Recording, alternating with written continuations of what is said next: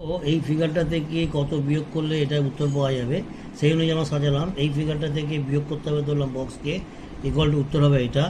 তাহলে এবার এটা আমার কী আছে, এদিকে যে ফিগারগুলো আছে সব যেটা এদিকে ট্রান্সফার করবো, -11 এদিকে আসলে প্লাস হবে, -7y এদিকে আসলে +7y হবে, -9z ইকুয়াল টু সাইন টোপকে এদিকে আসলে বাঁ দিক থেকে ডান দিকে টেনে আসলে অপোজিট হবে +9z। এবার এদের মধ্যে যোগ বিয়োগ করবো, যোগ বিয়োগ করলে কী হলো -7x + 11x, দুজনের চিহ্ন আলাদা, অর্থাৎ বিয়োগ করলে 4x হবে, সাইনটা হবে বড়টার। এখানে +3y +7 এর দুজনের চিহ্ন একই আছে প্লাস প্লাস, অর্থাৎ দুজনকে যোগ করতে হবে, একই চিহ্নটা যোগ করতে হয় 10y, আর চিহ্নটা হবে বড়টার।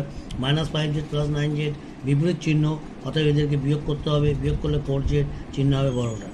তাহলে মাইনাস বক্স ইকুয়াল টু এটা বেরোলো, মাইনাসটা অটোমেটিক এখানে ট্রান্সফার হয়ে গেল ডিভাইড হিসেবে অথবা মাল্টি হিসেবে। তার মানে আমার বক্সের ইকুয়াল টু কী বেরোলো, -4x + 10y + 4z। এটাকেই আমাকে বিয়োগ করতে হবে। Thank you.